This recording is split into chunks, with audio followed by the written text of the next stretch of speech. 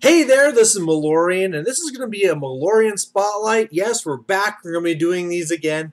And this time we're going to be looking at one from Shimmergloom, a friend of the channel. He runs one, he's with the Fancy Lads, but his channel is under Bull City Wargaming, and he does just Orcs and Goblins. So we're going to be looking at one of his reports from back in Brawler Bash, his game 2 there. But really the main thing that's going to happen is first we're going to watch the report, then I'm going to be kind of talking about it, saying, what I think about his list, what I think about his deployment, and how he played the game. So it's going to be his Orcs and Goblins up against, as well, kind of an interesting, kind of nasty Dark Elf list, and let's see what happens. Now, before we get started with the reports, I want to give a shout out to Mechanical Warhorse. I'm starting with my Saturday and Sunday games. They gave me a bunch of templates and different tokens and markers to use for the games. These are all incredible. Hopefully, you should be seeing a lot of them being used in my games for Saturday and Sunday. Unfortunately, I didn't have them for the Friday night games, but they were a sponsor for Brawler Bash, and they were fantastic. I highly recommend them to everybody out there.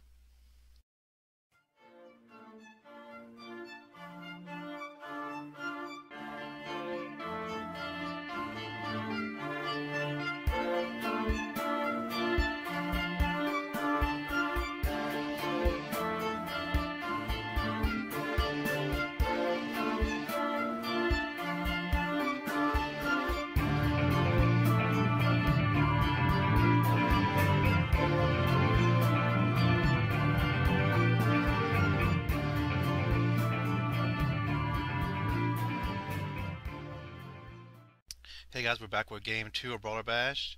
It's going to be more Orcs and Goblins against Dark Elves. And you'll recognize this army. Malorian and I played him and his brother in first round of the doubles. You also have seen him play against Once Bitten, either the game before mine or after mine. And also, I played him last year at Brawler Bash. So he's actually in a small club in our area, and sometimes they'll caucus with the fancy lads. But when they have enough members, they don't. All right, so our scenario is going to be Blood and Glory. It's 1,000 victory points if you break your enemy first, 500 if you break them second. The objective I'm choosing is going to be where I keep 500 victory points if I keep my largest point unit model above half wounds. That's going to be my trolls, and my special abilities I automatically get to go first. He's going to use his Lucky 7 to nullify that. Lucky 7, I mean, if you've seen the other Brawler Bash reports, it automatically makes a dice roll of 2 dice, a 7, or it nullifies the special abilities from one of your objective cards. And I don't like that. I've been complaining about things that can nullify your objective cards for a long time, but hopefully next year they won't let you do that anymore.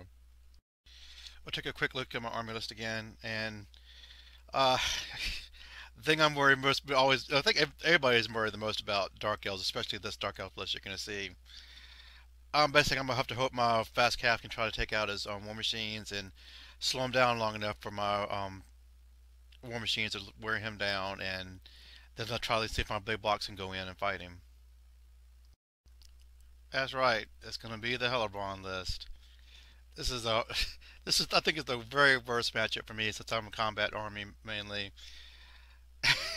All I can say is the quote NBA basketball, "Mama, there goes that list."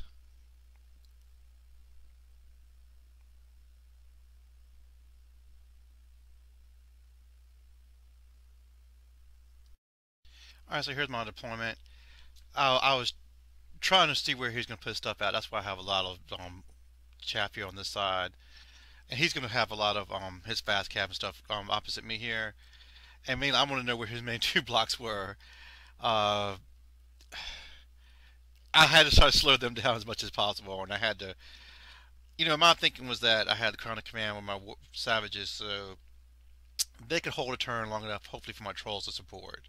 So I have stuff in front of my trolls, and my savages out in front a little bit.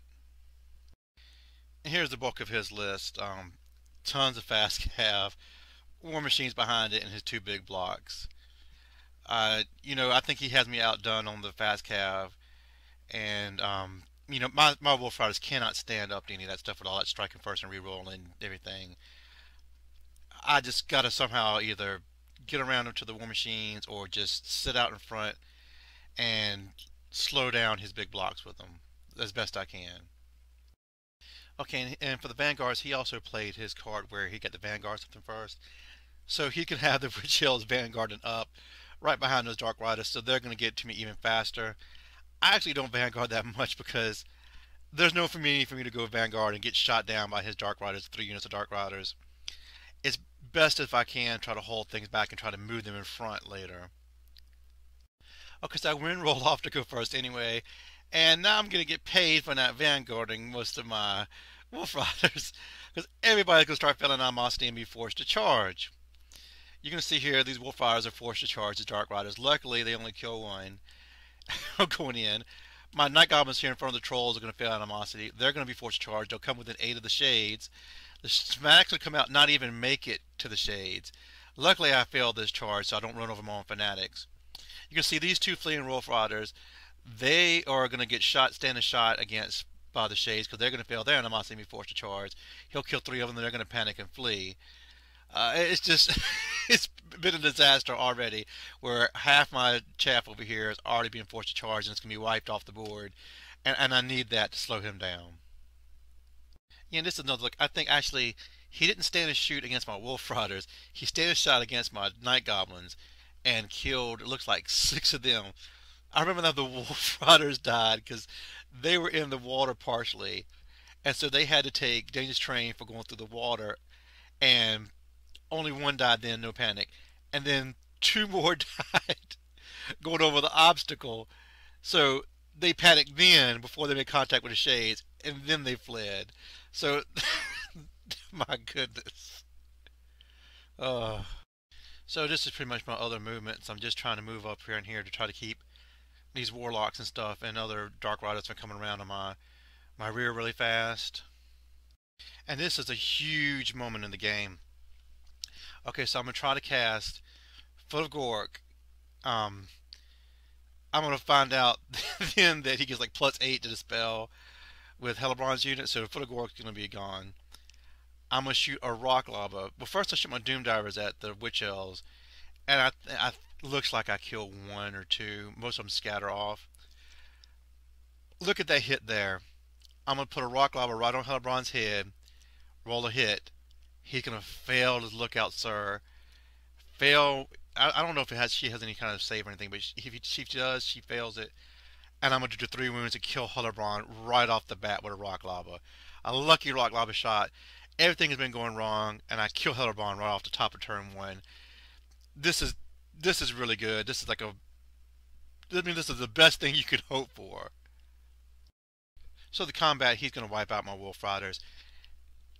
Actually, I don't think he kills all of them, but he kills enough to break them. He'll run them down, and he's going to pursue them so he can stop right in front of my Savages. I think he was trying to entice me to charge him, and I wanted to whittle down the Witch Elves more. I think maybe he was worried because Hellebron was dead that I would be more aggressive, but I was still worried about those Witch Elves. I still cannot take on the Witch Elves and Executioners yet, so I wasn't concerned about this yet.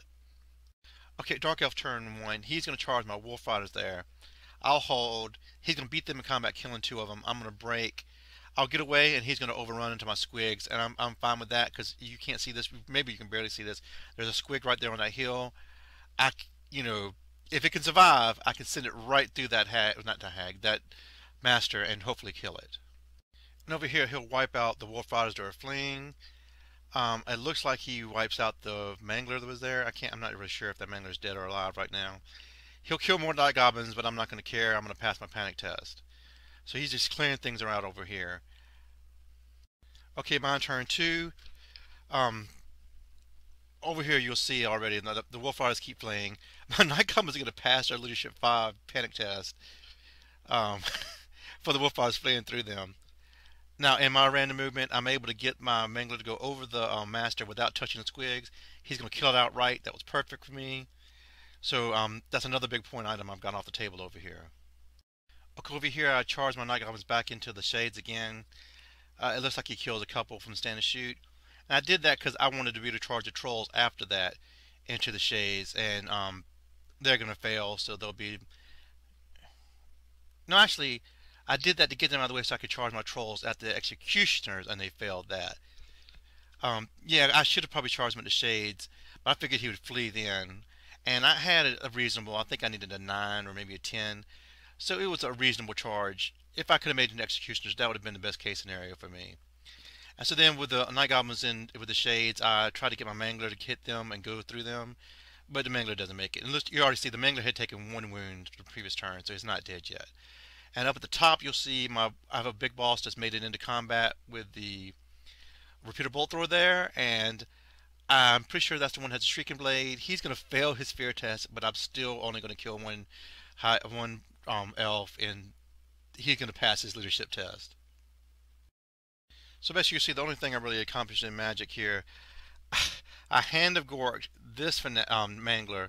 I wanted to get it in front of my savages, and this is as far as I could get it. I was only able to move it to here with my movement. He didn't try to stop it because he was worrying about Foot of Gork, and I either failed to cast Foot of Gork or he scrolled it or spelled it. But I really needed that mangler to get where I wanted it in front of my savages. And this is just a look at the end of the turn. You see my night goblins were, I think they were completely wiped out. So Dark Elf turn 2, you'll see he's moving things around over here, and he kills this mangler here with his shooting. And now over here he's killed this mangler with his shooting. So I lost most manglers, but I killed a master on the Pegasus. And you know, he had to use up a lot of shooting to kill them, so it's pretty much a good trade. Now my turn 3, and I do not know what I do with this with my savages. My only thinking, I think, is that he can't charge his witch elves with me because the Dark Riders are in the way. So I feel, you know, he'll probably try to charge my trolls. Hopefully the trolls will hold. I'll countercharge with the savages, and then try to shoot. But then I'm thinking, I didn't think this through, that I have to kill the Dark Riders in order to countercharge with the savages. Yeah, and over here you'll see that in his turn I did finally destroy that repeater bolt thrower. And so on my turn I charged this repeater bolt thrower over here, and then in shooting I realized, well, I can't support the trolls because the Dark Riders are away. Let me take those Dark Riders out. And so I do wipe them out with shooting and everything. And now, you know, I've left myself open for my savages to get double charged. So that was really stupid. And so that's exactly what he does. Here's the aftermath of that turn. At some point, my other Wolf Rider boss is destroyed by Dark Riders. I think they channel charge him when he's fighting the repeater bolt thrower. So this is my spear armed boss. I have no idea what he's doing floating around back there right now. He comes in. He gets. I don't know what he gets off on his guys here. I want to say it's flesh to stone, maybe on his executioners. I'm not really sure. But you know, you can see he did a number on my savages. Here's the good things. I killed Talaris Dreadbane. I kill his BSB. There's the Witch Hag. So I've got good points. And also, he tried to make way with his Sorceress that had the other Treacherous Shard, so that I'd have to reroll on my ward saves. So I issued a challenge with my war boss. He wanted to put lots of killing blows against my war boss, so he has to decline the challenge. So I send the Sorceress back, so I don't have to re-roll ward saves. That's gonna be great because he's gonna do, I think it's 2 killing blows against my general with all this frenzy. This is like, I forget that he has super frenzy on his guys. Luckily, I make both of the ward saves, so I'm not killing blowed off the bat. But you can see he does do 2 wounds to my Great Shaman in return. So I'm going to hold, but I'm going to lose Frenzy, but at least I killed 2 of his big characters here. And here is the aftermath of my turn, where obviously I've countercharged my trolls. You can see I still lose a ton of stuff. All I have left is my general, a champion, and a standard bearer. I break those execs and they run. I pursue my trolls, and I stupidly do not pursue with my war boss and remaining 2 savages, because I'm thinking I don't want them to fight the witch elves, but I should want them to fight the witch elves because I have no wounds on my war boss yet. You know, my Great Shaman's dead by now, but you know, he's got Crown of Command. Hopefully he can hold off against Strength 3. I kept thinking about Executioners all I was going through with them, and thinking my general would die easily, and I was just stupidly thinking the best thing for me to do is be in the flank of those witch elves. Instead, I restrain because I'm not frenzied, and I turn around like this, and I don't know why I do this. Um, so yeah, he gets away with his execs, and I still need to kill two more to get half points for them because I'm sure they're going to rally. So that was another stupid thing because I had the game in my grasp right here, and I think I lose it from this stupid move here of not pursuing with my general because now he can charge my squigs, whereas before hopefully I could lock him up and then on my turn charge with the squigs, and maybe by then and the trolls then and probably win the game there. Nope, I restrained for some reason. Okay, so here's Dark Earth turn 4, and you see the reason I had reformed my bunker here because he had warlocks in my rear here wrecking havoc, and so I knew I was going to get charged by them. And I think that was another reason I reformed my savages in my war boss, but I still should have charged the witch elves. Now the witch elves still have frenzy, even though they don't have super frenzy because Hellebrand's dead, because they were taken out of the combat because I lost so many savages. So they didn't have to test for leadership on that last combat. So they still have frenzy. They charge into my squigs, and of course he rallies his executives, his executioners, executives, his executioners. Oh, this is terrible. My bunker is broken by warlocks. Uh, you know, I don't know. So they're broken. I'm sure they're on general's leadership. They get ran down, and he runs into my war boss here. During his shooting, he had killed both my remaining savage orcs, so it's only my war boss left alive here. And what can I say? I mean, yeah, his witch elves just mop up my squigs. I don't know if I kill any witch elves, and even my explosion, I don't think I killed maybe one witch elf. So that was a stupid. It was just a stupid move by me to not charge, not overrun or pursue or whatever with my war boss. And so here's the end of my turn 5. My troll is going to charge into the warlocks that were fighting my war boss. He's actually going to do 2 wounds to my war boss with warlocks. I passed I don't know how many um, killing blow saves and armor saves and whatever fighting in that big combat before. I did no wounds to my I had no wounds taken, and I get 2 wounds taken against this 2 wounds taken fighting warlocks. I kill them all but one, and they break, and they of course get away. And I think this is almost all my army I have left at this point. It's just the war boss and the troll. So I need to pass stupidity, get that war boss into the trolls for protection.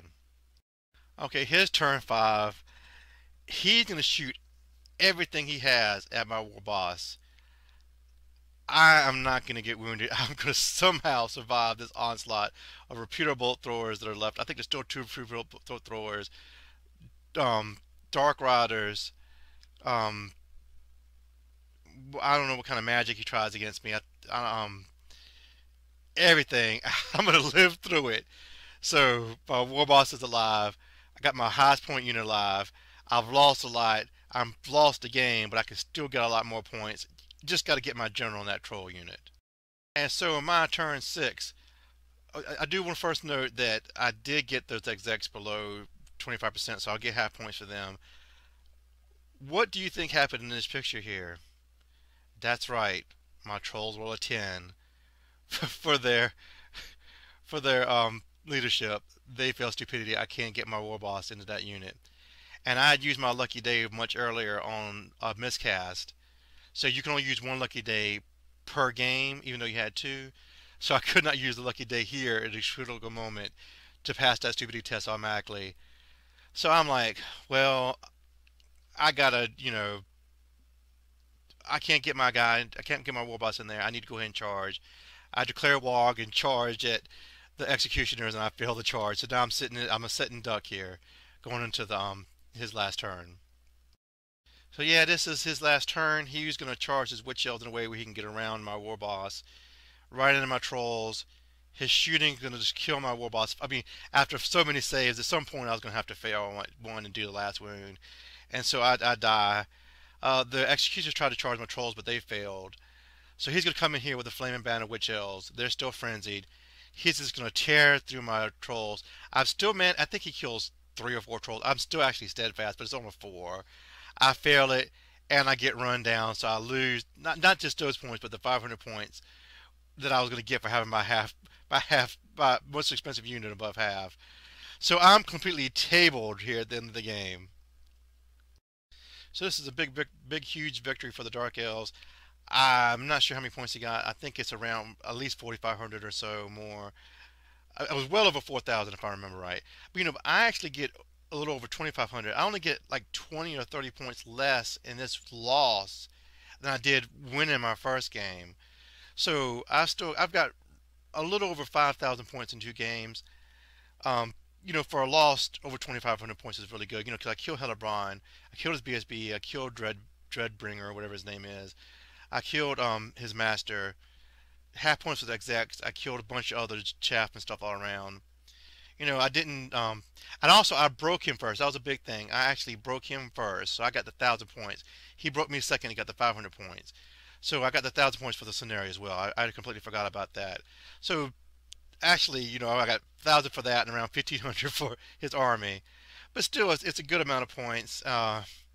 Gosh, I wish I hadn't made that stupid mistake. In the time, I thought I was doing a brilliant plan by not pursuing, because I thought, oh, I'm just going to give him those points. But the best place for my war boss to have been at that point was in combat, not sitting out in the open. But anyway, hopefully I'll remember something like that for the next time I play.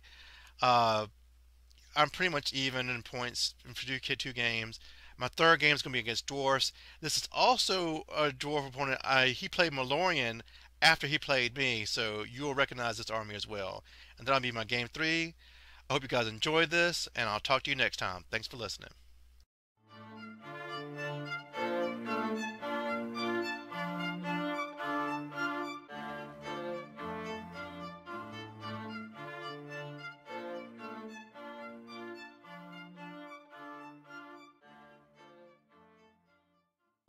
So there you go, a win for the Dark Elves. But now, like I said, we're going to kind of come back, and I'm going to be talking about the list, how it's deployed, and how it was played. Now, Shimmergloom and myself, we actually have quite a bit of back and forth where he'll send lists to me, like, what do you think about this? And so probably what I'm about to say here is going to be no surprise to him whatsoever. But hey, you guys at home might find some interest here.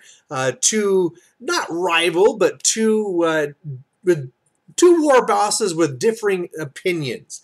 Now, I think the biggest thing where me and Shimmergloom differ is in the area of characters. He has a lot of characters in his list. I just have it looking at here, but I mean, he has his Black Orc War Boss, which is a lot of points. He has his level 4 Great Shaman, which I can't really blame there. He has his BSB with a little bit of extra gear, another level 1 Orc Shaman. He also has then another boss that's going to be on a wolf that's going to have the dragon helm. So, I mean, that's really there to deal with, like, the Kadai destroyers. And then he has another boss on a wolf as well. Now, really, those two bosses at the end there on wolves, I can't blame those. I really actually like them. The one with the dragon helm is pretty nice to have. Adding the Shrieking Blade makes it a little bit more expensive than you need, but it's nice to have these extra characters for some things I'll be talking about later, but as well just because these are fast cab that normally if you take Wolf Riders, they can just shoot them up with all their Dark Riders and stuff, but these are characters that can hide in your units, and when you need them, zip out and get whatever you need. Now, the thing is, past this, he also is running 4 characters, and there's a lot of points there. One of the things that I definitely don't like running is that Black Orc War Boss. And the biggest thing for me there is that he just doesn't have enough to him. The way that he has him set up, I mean, he's toughness, he's weapon skill 7, he's toughness 5, 3+ armor save, 4+ ward, which is nice, but it's one of those things where it's really a two middle ground, right? This is a guy where, sure, I mean, he kind of packs a pretty good punch, but man, you're paying a lot of points for it. And defensively, I mean, really, when you're comparing it to other things, say like, the Blender Lord and the Demon Princes and stuff, you're in this weird area where you just cannot compete with the better characters out there. but you're strong enough, overqualified enough to really kill off some regular troops, right, and regular rank and file. At the same time, he also has him set up to be his whole character that has the crown of command. And really, my thing there too is you're almost designing your list to lose. Um, Especially when he's going to be there in your Savage Orc Biggins. Really, if the plan is at all that you're going to be losing, it's not going to work out for you because Orcs are only really good in the first turn. After that, they lose the Chopper rule. And really, if we're talking about Savage Orcs, then they're going to be losing Frenzy. So it'd be one thing if it was in some smaller unit of regular Orcs and the plan was to get up there, take the charge, and be like, haha, I hold because I'm stubborn, and then you flank with something else. But this is really saying, okay, you crushed my Savage Orc Biggins, which is already really bad, and then you're saying, well, I'm going to be around so you can beat me in a later turn.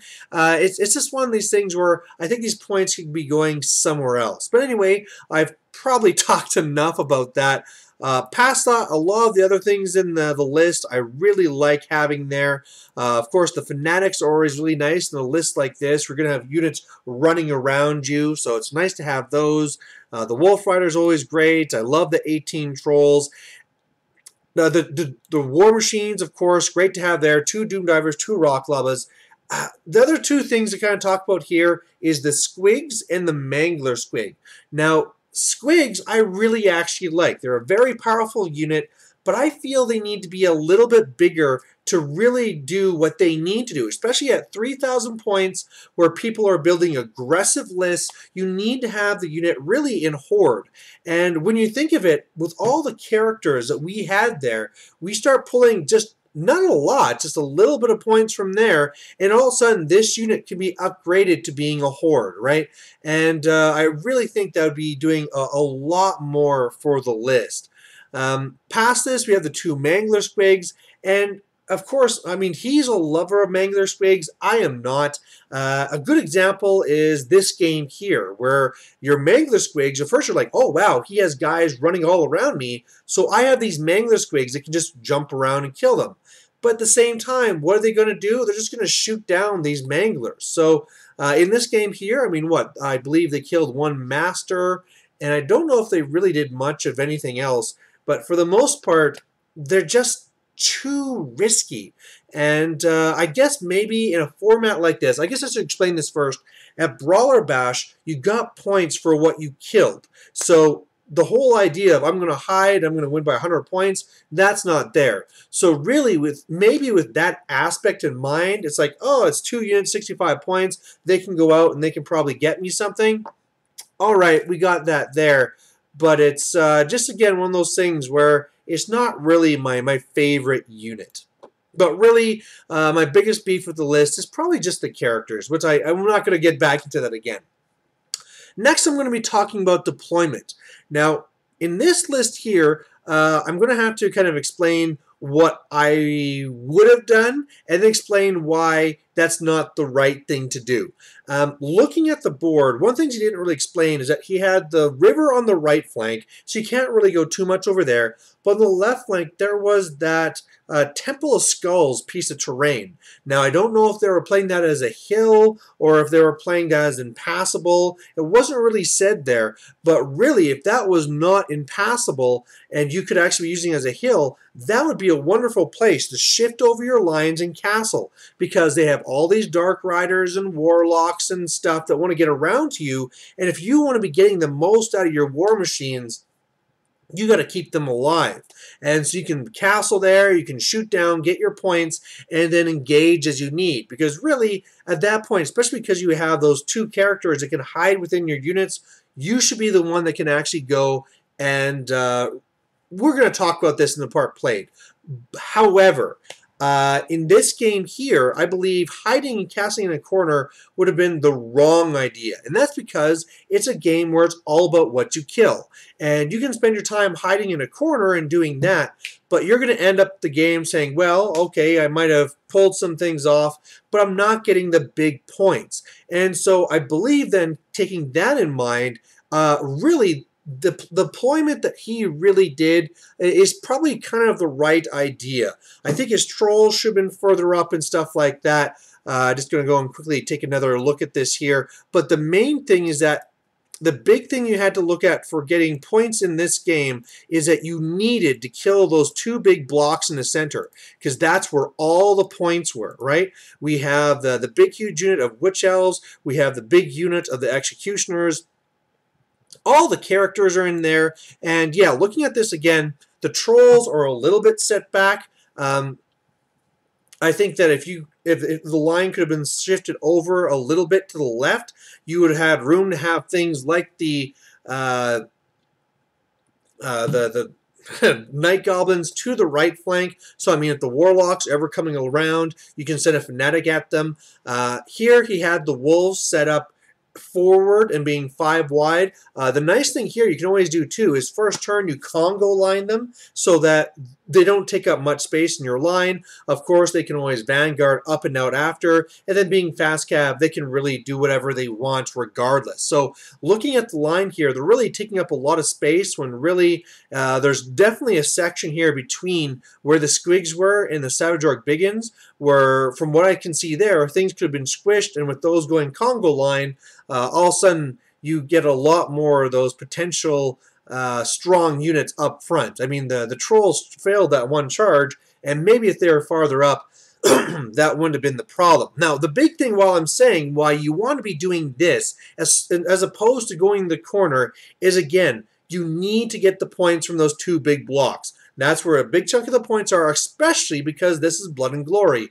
And if you want to get that extra 1,000 points, you have to break those blocks so you can get them. So you really have to be deployed to go going after him. Now, of course, one of the right matchups he got here was the Flaming Banner was on the Witch Elves, so definitely you want your trolls going up against the Executioners. Your trolls are just going to crush those guys. You know, they don't really need any support whatsoever. So really, the biggest deal is trying to deal with Hellbrun and those witches. And now this is, we're going to take this to the next stage and talk about how the game was actually played. Now, the way that I see this is that really, for the most part, a lot of this is in the Orcs and Goblins' favor. They're going to have a lot of units which are running around, but if they're spending time going around your army to get to your war machines, you're actually okay with that, because really, in the first couple of turns, that's when your war machines are going to be doing all their damage. You don't really care about losing points. You just want to gain points, right?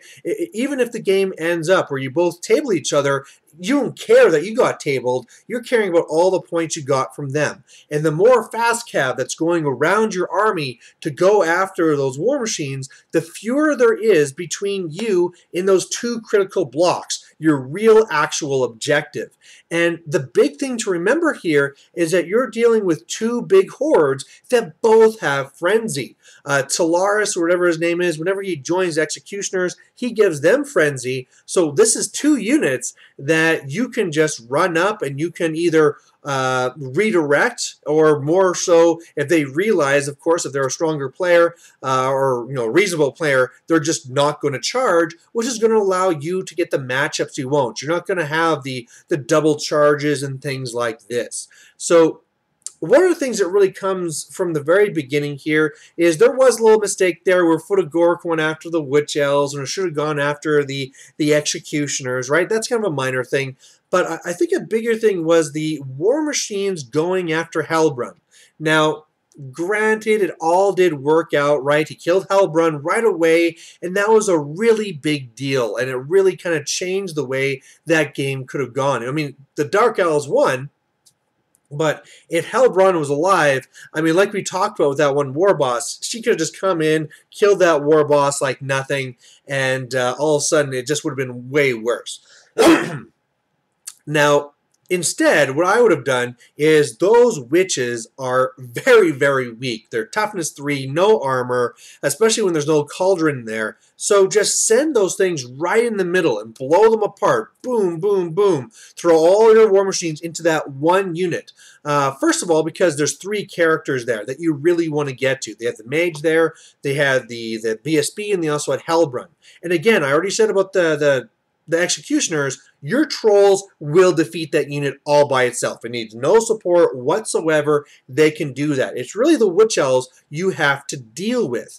And the really one nice thing you have is that since you have that shrunken head and having that 5+ save, you can really get in there and really reduce at least a third of the wounds that normally go through. And then with your return attacks, just totally rip those guys apart.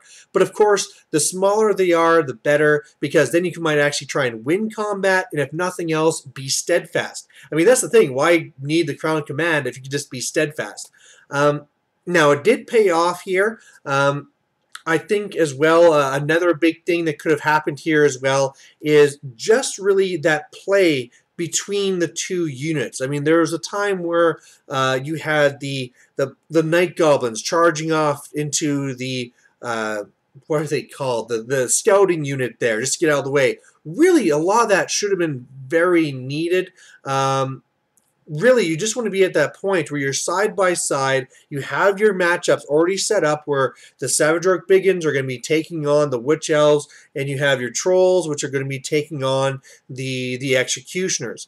And really, because you have those 2 wolves in hand, those characters on wolves, they're safe in the units, and when it comes down to it, they can always go in there to do that final thing. And meanwhile, if you have to spend a turn or 2 killing off the Shades, that's their name, and stuff like that, you don't need to be throwing away units to make that happen. Yeah, I mean, it's one of these things where, again, they're probably having the advantage. I mean, they have all the Doom Bolts from their Warlocks, they have all the shooting from the Dark Riders, but I'm guessing most of it was probably going around to deal with the other units.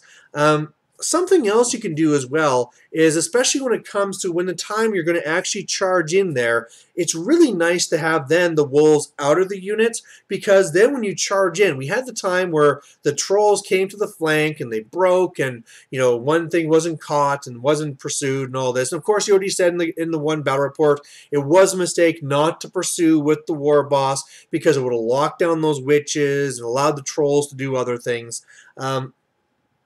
But if nothing else, what I'm trying to get to is if you have the wolves in there, you have this little cheap unit which is getting Swift Stride, right? 3d6, taking the 2 highest, and you all of a sudden, this little unit that at first was just helping you chaff and redirect, if they don't ever take that out, you can charge it in along with your unit, and then all of a sudden, that's the perfect thing to make sure you catch them and get those points. There's nothing worse than getting in there with your trolls, tearing a unit apart, and then like a quarter of it runs away and saves all those points. Now, at least here in Brawler Bash, if you brought it down to 25%, you got half the points, but still, it's a lot of points lost. There was a point at the end of the game there, too, where he kind of stalled with the trolls to bring the war boss back in. I think, again, given this format, that was kind of a mistake. Because, again, I mean, whenever I look at this format, because this is over like multiple games, 5 games, I don't care about giving up points to my opponent. So I would be thinking more, okay, when my trolls pass stupidity, they will charge, and my war boss, sure, he can charge too.